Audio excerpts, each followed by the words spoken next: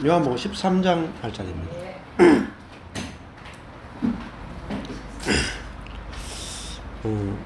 지난번에 이제 12장 49절 보면은 내가 내 자의로 말한 것이 아니요 나를 보내신 아버지께서 나의 말할 것과 이룰 것을 친히 명령하여 주셨으니 나는 그의 명령이 영생인 줄 아노라. 그러므로 나의 이르는 것은 내 아버지께서 내게 말씀하신 그대로 이르노라 하시니라. 그러니까 이걸 보면은 이제 예수님이 어떻게 사셨는가 이걸 알 수가 있죠.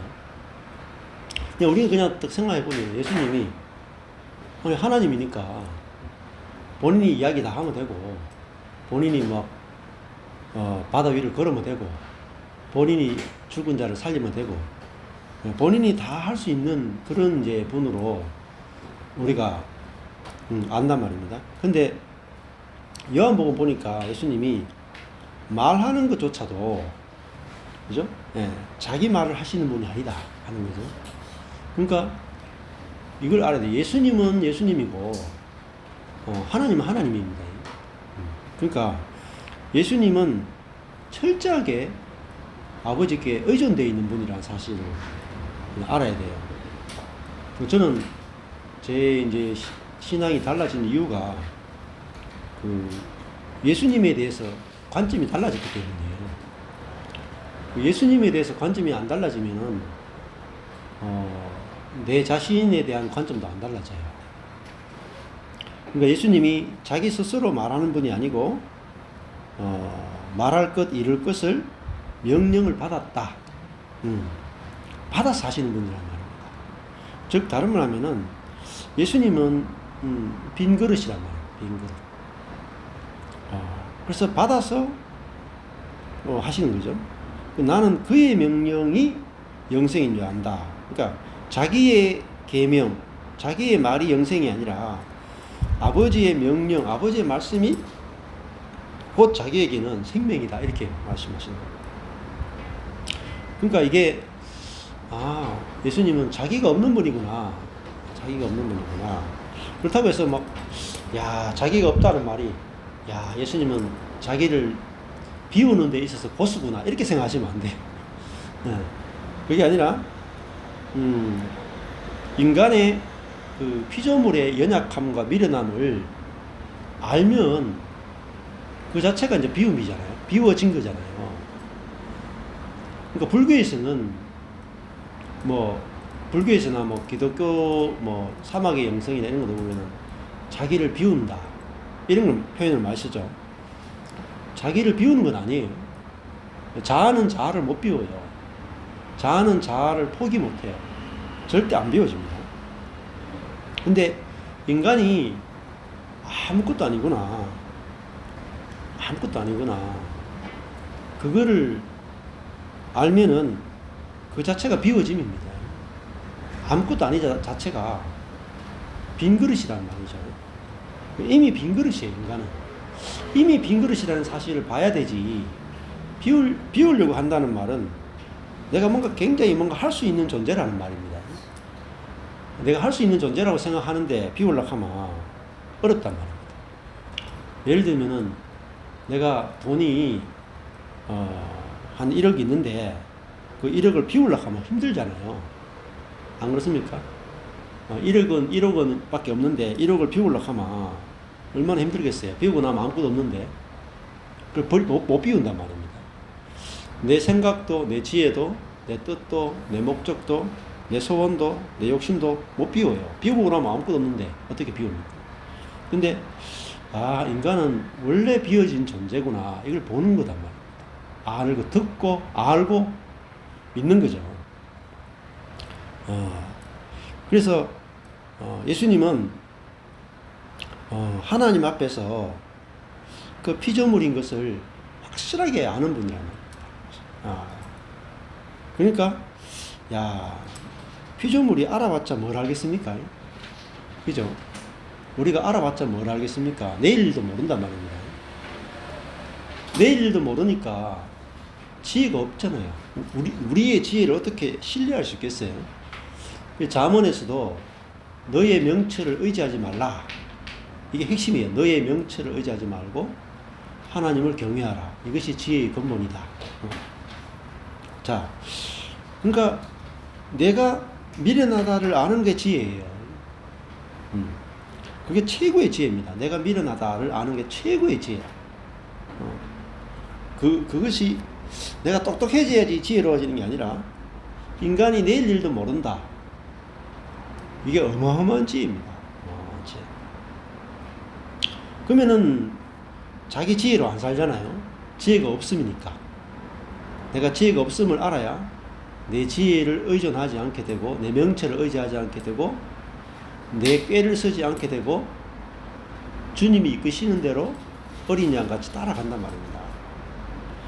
그 주님을 따라가는 것은 인간의 미련함을 아는 사람은 따라가집니다. 저절로. 근데 모르면은 못 따라가죠. 자, 내가 애들은 모르니까 부모 손잡고 막 따라가잖아요. 근데 어디 가는지 모르고도 따라가죠. 왜? 모르니까 따라가는. 이제 어른들은 제가 만약에 서울 갑시다 해놓고 여기 계신 분들 손잡고 저쪽으로 간단 말입니다. 그러면은 이 중에 아마 갸우뚱 하실 분이세요. 서울 가려면 이쪽으로 가야 돼요. 대구 쪽으로 가야 되는데 저 밀양으로 가면은 아는 사람은 못 따라간단 말입니다. 그죠? 그러니까 내가 지혜가 있으면 주님을 못 따라가요. 왜냐면은 주님이 우리를 이끄는 길은 우리를 미련케 하는 길로 이끈단 말이에요. 미리는 우리가 생각하지 못한 길로 이끈단 말이에요. 그러니까 주님이 가시는 길을 우리가 따라갈 수가 없어요. 그러니까 베드로도 주님 왜 십자가 달리려고 합니까? 그 길이 맞습니까? 생각해보니까 자기 지혜로 생각해보니까 아니거든요. 못 따라가요. 내가 지혜로우면 절대 못 따라갑니다. 내가 인간의 미련함을 알면 저절로 따라가요. 저절로. 그러니까 매일매일 어떤 일이 벌어지든지 마음에 평안이 오는 것도 내가 내일 일을 모르는 존재구나 하면은 거기서 평안이 온단 말입니다. 자, 몰라야 평안이 와요. 몰라야. 알면 불안해서 못 살아요. 그렇잖아요. 사람은 다 죽어요. 근데 그걸 죽는다는 사실을 계속 생각하면은 못 살 거 아닙니까? 그래서 목회도 언제 불안하고 힘드냐, 인생도 언제 불안하고 힘드냐. 똑똑하면 불안해. 자꾸 내일이 생각난단 말입니다. 이러다가 어떻게 될까, 목회가. 인생이 이러다가 어떻게 될까. 자꾸 미래를 생각해요. 이렇게 자아는 똑똑해. 자아 자체가 똑똑해. 자기 머리를 믿는단 말이에요. 내가 하나님이니까 내가 내 머리를 믿어. 불안해서 못 살아요. 근데 이 자아의 지혜라 하는 것은 내일 일을 모른단 말이에요. 우리는 하나님이 이끄신 대로 갈 수밖에 없는 인생이에요. 그러니까 주님이 내일 일로 이끌어 보면 나는 일로 가고 싶어도 일로 가야 돼요. 안 그렇습니까? 나는 내일 건강하고 싶은데 나는 내일 분명히 건강하고 싶어. 근데 내일 감기 들리면은 집에 있어야 되잖아요. 그러니까 인간의 지혜라 하는 것은 아무 쓰잘데없어요. 그렇잖아요. 나는 이렇게 하고 싶은데 내일 어떤 일이 발생되면 그렇게 못해요. 정말로. 이번에도 7월 중순에 보성에서 만날까 진천에서 만날까 어디서 만날까 막 이야기 됐거든요. 미리 좀 약속을 딱 정해서 바꾸지 말고 그날 꼭 해야 된다. 막 이런 이야기들이 왔다 갔다 했어요. 근데 꼭 그날에, 왜냐면은 직장을 옮기는 중에 그날 외에는 날짜가 없으니까 꼭 그날에 해야 된다. 딱 이야기 했거든요. 근데 이제 그 듣는 분 쪽에서는 그렇게 날짜를 정해놓지만은 그때 어떻게 될지 모르니까 하루하루 산다 이렇게 대답을 했어요. 그러니까 이제 듣는 사람 입장에서는 아니야, 하루하루 살아도 약속한 날은 약속을 일단 확실하게 정해놔야 될 거 아이가. 그렇게 말하면 되노. 막 이렇게 했거든요. 자, 누가 약속을 어길까요? 결론이 뭐냐면은 확실히 정하자 하는 사람 쪽에서 일이 생겼어요. 그날 일을 해야 된대. 그날 못 모이는 거라. 보세요. 미래를 자기 계획 속에는 그날을 확실히 쉬는 날로 딱 박아놨어요. 환경도 완벽해. 그날 외에는 못 쉬니까 그날을 딱 못을 박았단 말입니다. 그리고 다른 사람들한테 그날을 꼭 지켜야 된다라고 딱 이렇게 밀어붙이는 거라. 그리고 다른 사람들 들으면서 그래 주님 어떻게 우리 그 신앙 보자 하고 가는데 이제 그 들은 사람들은 주님이 어떻게 이끄시니까 보자 하니까 따라가는 거죠. 근데 말한 본인이 못 지켜. 말한 본인이. 예. 그게 뭐냐면은 아이고, 예, 어서오세요. 예. 반갑습니다. 예. 우리의 말. 자, 말이 어디서, 오늘 12장 49절에 보면 말이 어디서 나왔어요? 예수님이 자기가 말한 게 없죠? 자기가 말을 안 하시잖아요? 그러니까, 예수님이, 그, 피조물, 참 사람으로, 참 사람의 대표로 사셨단 말입니다. 그러니까, 첫 아담은, 타락한 아담은 거짓 사람의 대표예요. 거짓 사람의 대표. 마지막 아담인 예수님은 새로운 피조물의 대표란 말입니다. 그러니까 예수님은 이 땅에 오셔가지고 새로운 피조물의 대표로 사셨다. 그래서 우리의 참 모형이 되는데 예수님은 말도 자기 말이 없단 말입니다. 자기 말이. 그럼 자기 말이 없으려고 하면은 자기가 아무것도 아닌 걸 알아야 자기 말이 없어지는 거예요. 근데 우리는 자기 말을 한단 말입니다. 이것은 틀림없다. 내 말은 틀림없다. 내 말을 믿어라. 그렇게 이야기한단 말이에요. 근데 가보면은 본인이 그 말을 못 지켜요. 왜냐면은 이제 예수님이 마태복음을 보면은 맹세하지 말라 이렇게 말합니다. 맹세하지 말라. 왜? 이거는 분명하다. 확실하다.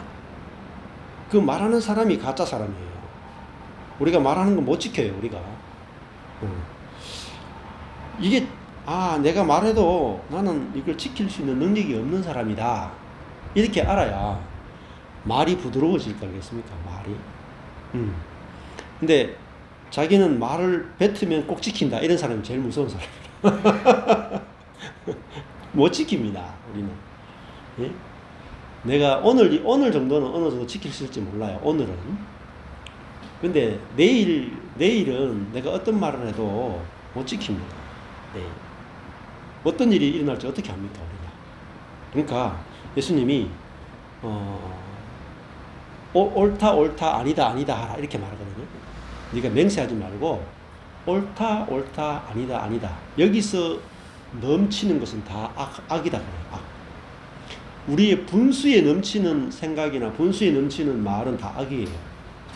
그냥 우리가 쉽게 하면은 어느 정도가 예수님이 뭐라고 하냐면 내가 어느 타 지역에 가서 1년을 유하면서 거기서 사업을 해서 돈을 벌겠다. 이렇게 이야기하는데 예수님은 사기치지 마라. 그것 죄다. 왜? 네가 1년 동안 살아있을지 네가 어떻게 하노? 네가 내일 죽을지도 모르는데 1년 동안 네가 계획을 세우고 그 1년 후의 계획이 확실하게 이루어진다. 그렇게 말하는 게 뭐냐면 분수를 넘어서는 거야. 인간의 한계를 넘어서는 거야. 그걸 죄라 그래요. 그 죄는 뭐냐면 사망을 가져온단 말입니다. 그래서 야, 내가 사업을 할 때도 야, 오늘 당장 판단으로서는 이게 맞는 것 같다. 오늘 보니까 이게는 좀 옳은 것 같다. 이렇게 생각하고 살아가야 되는 거예요. 1년 후는 내가 잘 모르겠다. 이러면은 오늘을 사는 거야. 오늘을 살아. 그러니까 사업할 때도 욕심이 이제 문제를 일으킨단 말입니다. 옛날에 아까 전에도 만나본 적이 있는데 그 IMF 때 그거 말잖아요. 어음을 주는데 앞으로 한 달 후에 갚겠다. 예? 1년 후 갚겠다. 전부 다 이거 다 부도냈잖아요. 전국이 다 부도났잖아. 근데 그 어음을 받는 이유가 뭐냐면은 욕심 때문이거든요. 어음으로 거래 안 하면 사업을 확장을 못 해. 그래가지고 다 신용으로 했잖아요. 신용이 됩니까? 그래서 오늘 당장 그렇게 사업하다가 안 넘어진 사람 이런 사람밖에 없어요. 오늘 당장 결제해주고 돈을 주면은 현금 박치기 안 하면 나는 사업을 확장 안 하겠습니다. 나는 작게 먹겠습니다 하는 사람 아무도 안 넘어졌다. 그러니까 현금 갖고 있다가 넘어지는 기업을 싹 다 사버려. 예, 기회가 온단 말입니다. 기회가. 그렇죠? 자, 내일을 내 능력이 없다 하면은 우리는 욕심을 안 부리게 돼 있어요. 주시는 대로 산단 말입니다. 주시는 사람. 내가 지혜가 없다 그러면은 오늘을 살게 돼요. 오늘을 살아. 현재를 살 수 있어요. 근데 그것만 해도 부족함이 없어요. 내일 모르는 게 좋고, 그죠? 능력 없는 게 좋습니다. 그러면은 오늘 하루만 살면 돼. 오늘 하루만. 하루 살 능력이 다 있거든요. 안 그렇습니까? 한날의 괴로움은 그날의 족하다. 예수님 이렇게 말해요. 뭐 하루 살 능력은 다 있어. 그럼 살면 돼요. 내일 되면 또 하나님 내일 만나를 또 주신다. 그러니까 능력으로 가지고 사는 것도 아니고 지혜를 가지고 사는 것도 아니고 예수님은 내일 살게 해줄 하나님의 능력과 하나님의 지혜를 의존하고 살았단 말입니다. 그러니까 매일매일이 근심이 없다면 걱정도 없고 매일매일 누리며 사는 거죠.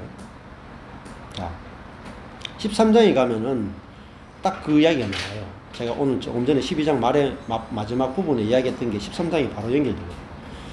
요한복음 13장에 보면은 6월절 전에 예수께서 자기가 세상을 떠나 아버지께로 돌아가실 때가 이런 줄 아시고 이렇게 되죠. 이 세상이 이제 코스모스인데 세상을 떠나 아버지께로 돌아가실 때가 이런 줄 아시고 이게 이제 그 부활이 이제 십자가에 죽고 부활하는 거죠. 돌아가실 때가 된 줄 아시고 세상에 있는 자기 사람들을 사랑하시되 끝까지 사랑하시니라. 이 끝이 이제 그 목적까지 하나님의 목적까지 자기 사람들을 사랑하셨다. 근데 이 자기 사람들을 사랑하셨다. 근데 그 사랑이 이제 어디 나오냐면은 뒤에 보면 이제 그 가룟 유다가 나오고 뭐 다른 제자들이 이야기가 나오죠. 근데 사랑이라 하는 게 뭐냐면은 결국은 가룟 유다도 예수를 팔죠. 그리고 제자들도 예수님을 배반한단 말입니다. 그런데 그들의 행위와 상관없이 그들의 연약함을 있는 그대로 같이 공감하고 그들의 연약함을 정죄하지 않고 판단하지 않고 그 연약한 자에게 그 끝까지 은혜와 긍휼이 흘러나간단 말입니다. 근데 다른 사람의 이런 실수와 또 죄와 이런 것들을 받아내는 사랑은 본인에게 연약함이 있어야 상대방의 연약함을 받아낼 수가 있습니다. 예. 우리도 내가 예를 들면은 이혼한 사람은 정죄하지 않습니다. 그렇죠? 근데 이혼하지 않고 행복하게 사는 그리스도인 부부는 이혼한 사람을 보고 야, 어떻게 그리스도인이 이혼할 수 있나 이렇게 생각을 해요. 절대 못 벗어나, 대부분이. 근데 내가 이혼을 어쩔 수 없이 이혼했는 사람은 그 이혼한 사람에 대해서 이 판단 정죄가 안 돼. 근데 내가 이혼은 했지만 이혼하고 나서 내가 그 애들을 키우는데 열심히 돈을 벌어가지고 애들을 잘 키워냈어. 근데 같이 이혼하는 사람이 있는데 이 사람이 이혼하고 난 다음에 애를 잘 안 키워. 그러면은 이혼한 부분에 대해서는 정죄를 안 해요. 긍휼히 여겨. 근데 애를 책임지지 않는 부분에 대해서는 바로 정죄가 들어간다니까요. 그러니까 우리 인생에서 내가 잘하는 부분은 잘하는 게 또 축복이잖아요. 안 그래요? 내가 애를 잘 돌보는 것도 축복이죠. 또 내가 이혼 안 하는 것도 축복이죠. 그런데 이혼한 것도 축복이 돼요. 애를 잘 못 키우는 것도 축복이 돼. 이게 뭐냐면은 생명의 세계라는 거야. 생명의 세계는 버릴 게 하나도 없어요. 잘하는 거는 잘하는 대로 다 쓸 수가 있고, 못한 것은 내 속에서 형제를 살리는 일에 다 쓰여지게 돼요. 그러니까 우리가 강함은 강함대로 축복으로 쓰고, 지혜는 지혜대로 축복으로 써요. 근데 미련함과 또 약함과 죄는 다른 사람을 살려내고 이 영적인 일에 쓰인다. 우리가 능력과 지혜는 육적인 축복에 쓰이고 미련함과 약함은 영적인 축복에 쓰여요. 이걸 아는 사람은 전천후다 말, 전천후. 넘어지지 않는다 말입니다. 그래서 이 두 가지를 아는 사람은 비로소 이제 어떤 풍랑이 오든지 흔들리지 않는다 말입니다. 그 사람의 실력 때문이 아니라 용도를 아니까. 그래서 저도 이제 애 키우면은 애들이 공부 잘하는 거는 공부 잘하는 대로 감사해요. 근데 또 재수도 하고 또 자기가 원하는 대로 안 되고 그러면 또 이건 영적인 축복으로 쓰이겠구나. 그렇게 하면은 문제가 없어진다고 합니다. 건강한 것은 육적인 축복이 좋죠. 내 건강하면 그냥 내 건강한 것을 누릴 수 있잖아요. 근데 건강하지 못한 것은 영적인 축복에 쓰여진다고 합니다. 영적 축복이. 내가 내 몸조차도 내가 내 몸의 건강조차도 내가 손댈 수 없는 사람이구나. 이걸 내가 확실하게 알게 되고, 다른 사람의 연약함을 나는 내가 건강에 손을 못 대는 것처럼 저 사람은 저 부분에서 절대적으로 무능하구나 하면서 영적으로 다른 사람의 연약함을 받아낼 수 있는 축복의 통로로 그게 쓰여진다는 거죠. 저도 그래요. 목회가 잘 되면 잘 되는 대로 감사해요. 감사하고 좋아요. 안 되면 안 되는 대로 좋아요. 왜냐면 내가 목회가 안 되면 성도들이 직장 다니면서 안 되는 거, 가정생활 안 되는 거, 애들이 공부가 안 되는 거, 또 부부관계 안 되는 거, 그럴 수 있지. 이렇게 받아내는 도구로 쓰인단 말이에요. 자, 그러니까 이게 사랑이잖아요. 예수님의 사랑이다 말이에요. 끝까지 사랑했다. 그러니까 이 사랑이 사랑은 어디서 발견되냐? 잘할 때는 사실은 발견이 잘 안 돼요. 제자들이 예수님께 잘할 때는 예수님의 사랑이 잘 안 느껴져요. 근데 언제 사랑이 경험되느냐? 예수님을 배반하고 예수님께 죄를 지었을 때. 그리스도인들이 하나님 말씀대로 살 때는 사는 것대로 축복이라. 근데 죄를 지으면 더 큰 은혜가 와요. 오늘부터 죄 막 지으십시오. 이건 아니에요. 뒷부분 농담이고, 죄를 지으라 하는 게 아니고 그냥 죄를 짓게 돼. 저절로. 근데 죄를 짓게 되는데 그 짓는 죄에 대해서 주님이 선악으로 판단하고 정죄하지 않는 분이구나. 그걸 경험하면 오히려 은혜가 거기서 만들어진단 말입니다.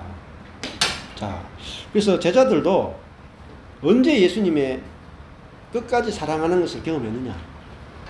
지금 13장부터 가룟 유다도 그렇고 제자들도 그렇고 예수님을 배반하는 자리에서 확실하게 그 주님의 사랑이 경험되기 시작했어요. 그래서 저는 목회를 생각해 보면은 제가 사람들을 사랑하되 끝까지 사랑하시니라 이게 진짜 안 되더라고요. 안 돼. 그러니까 성도들이 저한테 순종할 때는 이 사랑 주는 게 쉬워요. 부모도 말 잘 듣는 자식한테 내리사랑 주는 거는 뭐 어렵잖아요. 너무 쉬워. 근데 말 안 듣고 빽빽 뛰어들고 사춘기 되고 결혼할 때 마음에 들지 않는 애를 데려오기나 하고 뭐 이렇게 하면 그 사랑 나오기 힘들단 말입니다. 네, 어서 오세요. 예. 근데 그때가 이제 자식들이 또 성도들이 목사가 사랑을 경험할 때는 언제냐? 죄 지을 때 진짜 사랑을 경험하는 거죠. 죄를 지을 때. 그래서 그런 말을 많이 쓰거든요. 특히 이제 사춘기. 사춘기. 애들은 사춘기, 여자들은 갱년기. 사춘기하고 갱년기하고 붙으면 갱년기가 이긴다더라고요. 이제 애들이 사춘기 때는 독립된 자기 자아를 이제 형성하기 위해서 일부러 부모님하고 부딪힐 때거든요. 그래서 이제 했잖아요. 우리 애도 이거 아파트 이걸 벽을 쳐가지고 한 6군데 이게 벽에 이게 석고보드가 뚫려 있다고 6군데. 그때 한 중학교 2학년 3학년 때 막 씩씩거리면서 막 하더라고요. 그때 이제 쟤를 한번 잡아야 되나 생각이 들 정도로 하더라고요. 근데 우리 집은 이제 중학교 이후부터는 이제 매를 안 대기로 그렇게 아내랑 이야기가 돼 있기 때문에 이러면 안 되지 하면서 이제 그냥 뒀거든요. 했더니 고등학교 올라가니까 이제 시건이 들더라고요. 그러니까 그때 이제 중학교 3학년 때 사춘기 때 있는 그대로 죄 짓는 그대로 가만히 두는 게 사랑이라. 그럼 고등학교 가면은 우리 엄마 아빠가 나를 이렇게 사랑했구나 하면서 그 사랑에 대해서 감사가 나요. 감사. 그리고 빨리 시근이 들어요. 근데 중학교 때 말 안 듣는다고 중학교 때 매를 대져요. 더 어긋나. 시간이 더 길어져. 안 돌아와요. 굉장히 고통스럽습니다. 주변에 보면은 초딩 때 초등학교 때 매 안 되고 중학교 때 말 안 듣는다고 사춘기라고 매된 사람들이 있거든요. 거의 다 실패. 거의 다 실패. 우리 가족은 그렇게 안 해요. 우리 가족은 초등학교 매대요. 초등학교 때 매를 대. 그렇고 왜냐면 초등학교 때는 자아가 형성 안 된다. 그러니까 말 안 들으면 매를 때려 가지고라도 딱 잡아주는 것도 필요하고. 근데 중학교 가면은 부모하고 완전히 독립된 자기의 자아를 만드는 시기니까 그때는 매대면 안 되고 있는 그대로 받아줘야 됩니다. 이제 거꾸로 하면 이제 난리가 납니다. 거꾸로 하면. 이런 거는 이제 기본적으로 좀 아시면 자녀 키우기가 훨씬 쉬워져요. 그래서 우리 첫째 애도 둘째 애도 그렇고 한 4살? 4살 때, 4살, 5살, 그때 진짜 말 안 듣더라고요. 그래, 그때 제가 매를 댔거든요. 4살, 5살 때. 매를 가지고 한번 발바닥하고 세게 한번 때리니까 딱 정신이 들더라고, 애들이. 그러더니, 그 다음에 한번 몇 번 때리고 나서, 그 다음에 매만 딱 들면, 네! 자기가 자기 컨트롤이 돼요. 셀프 컨트롤이 돼. 그러고 나서 이제, 그 다음부터는 뭐, 넘어가면, 경계선 넘어가면 매 된다 하면 이제 딱 돼가지고 애 키우기가 좀 수월했거든요. 그러고 이제 중학교 가서는 좀, 반항할 때 받아주고 하니까 고등학교 시절이 굉장히 쉬웠어요. 쉽고, 뭐 지금은, 그 이후부터는 별로 손댈 게 없이 그냥 친구처럼, 우리 뭐 첫째, 둘째는 친구처럼 이렇게 벌써 그 관계가 잘 돼 있거든요. 그러니까, 하여튼 셋째, 넷째 녀석도 하여튼 고집이 세가지고 하여튼 한 4살, 5살 때 발바닥 좀 맞고 좀 더 맞았어요. 고집이 더 세가지고. 그래. 근데 이제 그 기본적으로 부모가 자식을 키울 때도 초등학교 정도는 뭐 이렇게 사랑의 매것 정도는 때려야 되겠지만은 근원적으로는 이렇게 반항하고 관계가 안 좋을 때 진짜 이 전제적인 사랑을 경험시키는 거 굉장히 중요하거든요. 그래서 우리도 주님이 우리를 사랑하시되 우리 존재 그대로 사랑하시는 이 사랑이 근원적으로 우리에게 이제 경험돼야 우리가 참 만족도 있고 안식도 누리게 되는 거라 생각합니다. 자, 이렇게 말씀하시고 그 다음 바로 2절이 나오죠. 1절에 자기 사람들을 사랑하시되 끝까지 사랑하시니라 해놓고 2절에 바로 가룟 유다 이야기 나와요. 마귀가 벌써 시몬의 아들 가룟 유다의 마음 속에 예수를 팔려는 생각을 넣었다. 이렇게 표현되죠. 여기 표현을 보면은 어떻습니까? 우리 같은 경우에는 가룟 유다에 대해서 기록을 하면 어떻게 기록하겠습니까? 내가 만약에 요한이다. 그러면 가룟 유다에 대해서 가룟 유다가 예수님을 판 사건을 기록할 때 어떻게 기록하겠어요? 가룟 유다가 그랬다. 네, 가룟 유다가 그랬다. 이렇게 글을 쓸 거 아니에요. 근데 성경은 가룟 유다가 했다고 기록하지 않습니다.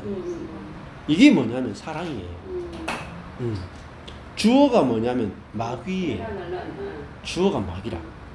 마귀가 벌써 그런 걸 이미 시몬의 아들 가룟 유다의 마음 안에 예수를 팔려는 생각을 넣었다. 그러면은 가룟 유다는 가해자입니까? 피해자입니까? 피해자. 이게 끝까지 사랑하시는 거예요.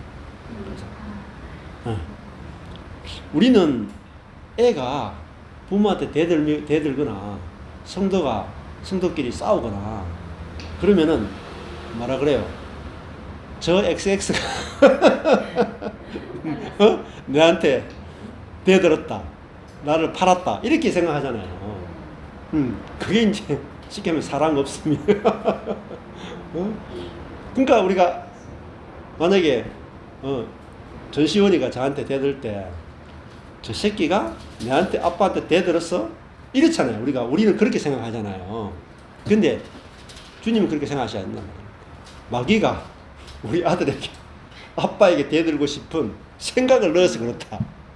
완전히 다르죠. 주어가 다르단 말이에요. 주어가. 근데 알면서도 그렇죠. 그러니까 그러면은 열받는 것도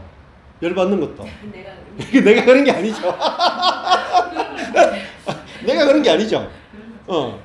자, 이게 이제 아주 중요해요. 그러니까 내가 우리 아들에게 열받았다. 우리는 이제 주어가 나잖아요. 내가. 근데 주님은 아니죠. 마귀가 이선희의 마음에 열받는 생각을 넣었더니 이렇게 단 말이야. 이 복음 아닙니까?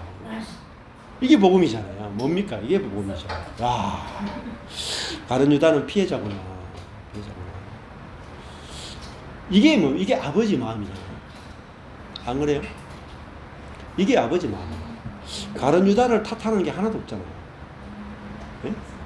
아, 이게 은혜단 말이죠. 제가 이번 주에도 글 하나 책에 보면 그런 게 있어요. 뉴욕 시장인데 99대 뉴욕 시장이 아주 유명해요. 뉴욕시에 제 99대 뉴욕 시장인데 그 사람이 남미 계통의 뉴욕 시장이었어요. 이름이 정확한 게 잘 모르겠는데 그 시장이 유명한 솔로몬의 재판 같은 재판을 한 유명해요. 근데 어떤 가난한 사람이 빵집에선가 가서 빵을 훔쳤어. 그래가지고 이제 이 사람이 걸렸는 거예요. 그 재판을 받으러 갔는데 뉴욕 시장이 재판을 한 거라. 이 사람이 이제 아마 검사였던가, 판사였던가 뭐 그래요. 그래 하는데 이 사람이 판사 때 어떻게 재판했냐니까,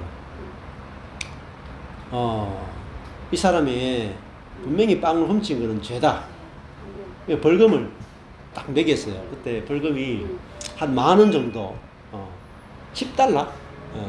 옛날에 그때 뭐 오래전에 10달러니까 크죠. 근데 10달러 벌금을 딱 때려놓고 그 다음은 뭐라고 했냐면은 이 사람의 빵을 훔친 죄는 10달러다. 그런데 이 사람만의 죄는 아니다. 이 사람이 빵을 먹지 못해서 훔치도록 뉴욕시 전체가 이 사람을 돌보지 않은 것도 죄다. 그래서 나를 비롯해서 여기 방청객 모든 사람에게 5센트씩 십시일반 벌금을 내는 것을 권고합니다. 그렇게 하니까 거기 사람들이 다 5센트씩 냈는 거야. 그러니까 돈이 남았어. 하는 말이, 이 사람을 그냥 내보내면 또 도둑질한다. 왜? 배고프니까. 그래서 가서 빵을 사 먹을 정도까지 돈을 줘서 내보냈어요. 그러니까 그게 뭡니까? 그게 하나님의 마음이죠. 하나님의 마음이죠.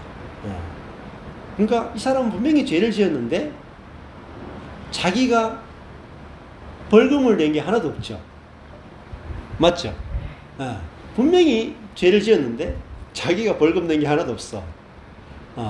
그 주변의 사람들이 다 벌금을 내주고, 그 다음에 벌금을 내줄 뿐만 아니라 돈까지 더 받아왔죠. 그때 이 사람이 뭘 경험했습니까? 사랑을 경험했다는 거예요. 그게 사랑을. 아주 멋들어진 재판관 아닙니까? 그래서 이 사람이 결국은 그런 것들을 이제 하면서 나중에 뉴욕 시장이 되고, 뉴욕 시장이 된 다음에 이제 뉴욕시 전체를 부패하고 타락하게 만드는 마피아를 완전히 다 소탕을 다 해요. 그래서 뉴욕시가 이제 아주 깨끗한 도시를 만들고, 그럼에도 불구하고 뉴욕 사람들이 막 가난했어요. 여기 사람 가난해가지고 사람들이 먹을 게 없었어. 직장이 없고. 그때 이 사람이 공화당 출신인데, 그러니까 기독교 보수 쪽 사람인데, 갑자기 이 사람이 민주당의 정책을, 자기는 뉴딜 정책이라고, 민주당의 정책을 나는 지지한다 하면서 정책이 완전히 민주당의 정책을 지지해버리는 거예요.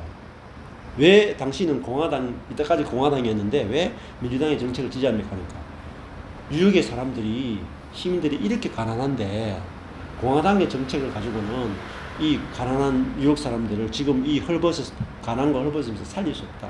그러니까 뉴딜이라고 하는 게 뭐냐면 국가에서 돈을, 그죠? 부채를 많이 만들어가지고, 그죠? 막 사회 간접 자본에 막 투입하고 사람들에게 막 돈을 빌려줘가지고 경제를 일으키는 대규모 이제 복지나 이런 돈이었거든요.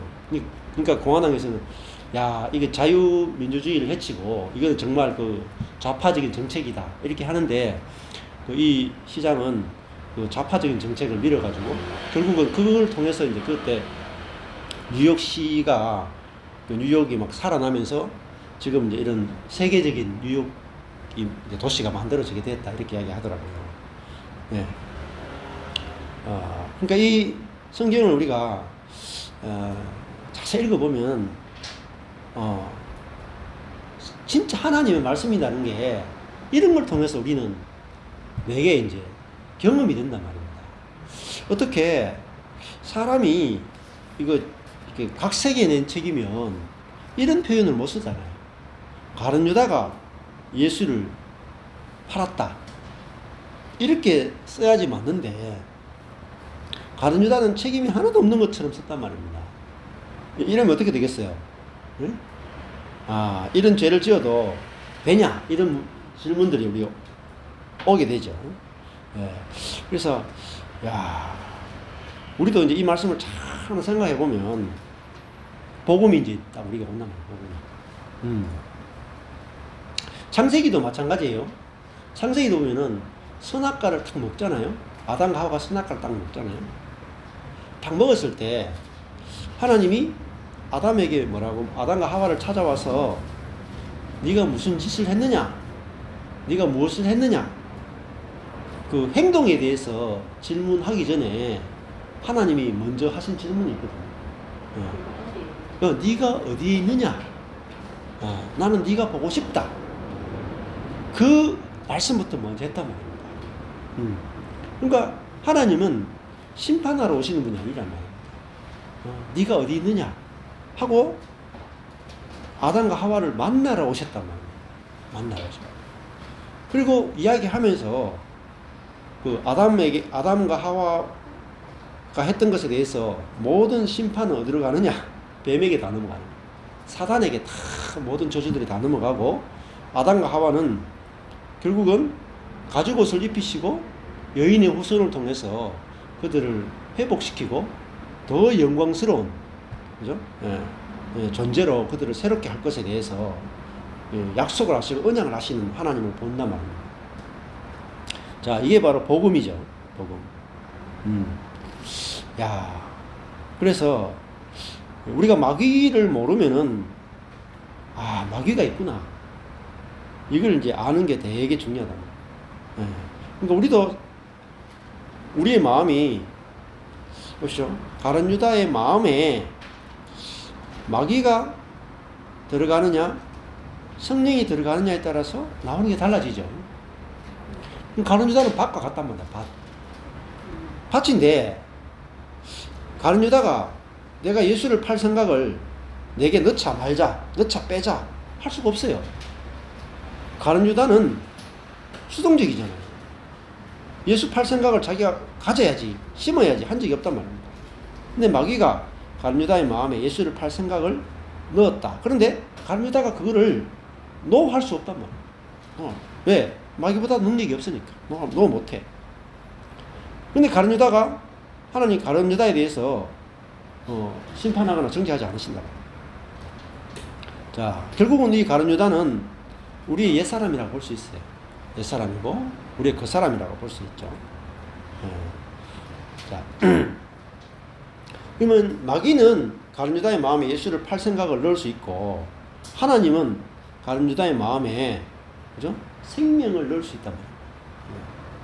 자, 그 반대가 복음이에요.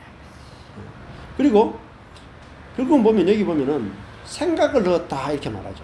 가룟 유다의 마음에 예수를 팔 생각을 넣었다.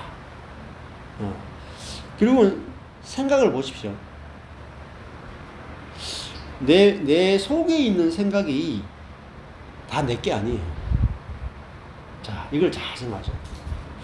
가룟 유다의 마음 속에 예수를 팔 생각이 있으니까 우리는 가룟 유다의 생각으로 알죠. 안 그렇습니까? 왜냐? 분명히 가룟 유다 속에서 나왔잖아요, 생각이. 분명히 여기 보면 옆에 지체들 보면 분명히 저 제갈 집사님 속에서 생각이 나왔으니까 저건 제갈 집사님 생각이지. 이선희 권사님 속에서 생각이 나왔으니까 저거는 이선희 권사님 생각이지. 이렇게 생각하잖아요. 그럼 답이 없어요. 답이 없어. 근데 저거는 뭐 이선희 권사님 속에서 나와도 그거는 마귀가 넣어준 생각이구나. 이렇게 생각하면 쉬워진단 말이에요. 나도 내 속에서 어떤 비성경적인 생각이 나오거나 비성경적인 감정이 나오거나 나올 때도 이거는 내 생각이나 내 감정이 아니고 사단에게 의해서 나오는 거구나. 사단에게 나오는 거구나. 그거 알 때 내 안에서 어떤 생각이 나오거나 감정이 나오거나 할 때도 거기에 대해서 생각을 바꿔야지. 감정을 바꿔야지. 노력해 보십시오. 안 돼. 왜? 우리가 생각을 바꿀 수는 없어요. 감정도 바꿀 수가 없어요. 대부분. 가룟 유다도 자기 생각을 바꿀 수가 없었어. 근데 우리는 그냥 알면 돼.